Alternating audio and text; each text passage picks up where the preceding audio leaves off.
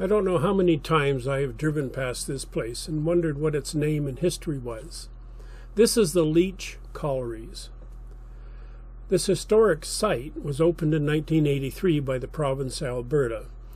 The ruins of the surface processing plant have been stabilized, and their functions are explained through pictures and stories. From 1907 to 1915, Lietch Colleries Coal and Coke Company operated its surface workings here.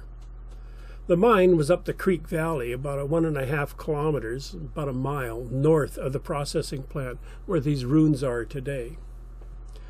The history of the wholly owned Canadian and operated coal mine, the only one in the Crow's Nest Pass, is told through photos and information stations along the paths. Originally, they used a rope tramway system to bring the coal down to the plant.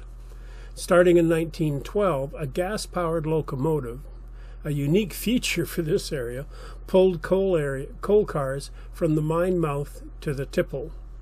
The engines required monthly service, and the cars needed repair, so a large, very long building was built to handle this. The machine shop, with its lathes, drills, and shop machinery, were all powered by a long shaft that came off the steam-powered electric dynamo. The shaft entered the building through a square hole that you can see in the videos at the end wall. Different diameter pulleys were used to change the speeds of the machines, and long leather belts connected machines to the shaft. The washery, built in 1910, was over 90 feet, 27 meters high, and 60 feet, 18 meters wide. It was the largest single mine building in the Crow's Nest Pass.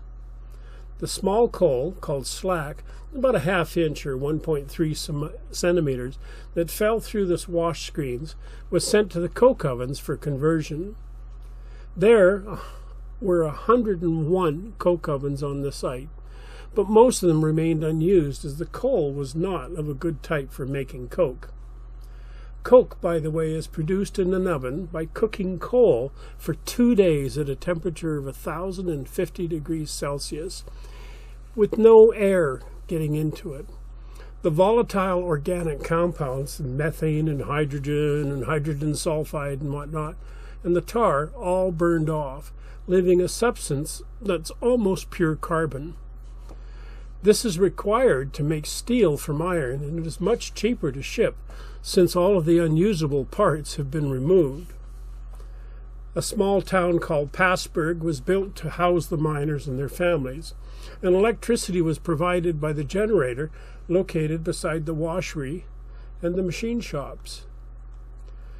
The company missed the First World War coal needs and a big contract with Canadian Pacific due to a miners' strike at the same time, and the company eventually went bankrupt because of this. The equipment and surface structures were salvaged and sold as scrap for the Second World War. Going back further in time, this area was traditionally used by the Kootenai, or the Kootenai people, who now reside in southeastern British Columbia around the Cranbrook area.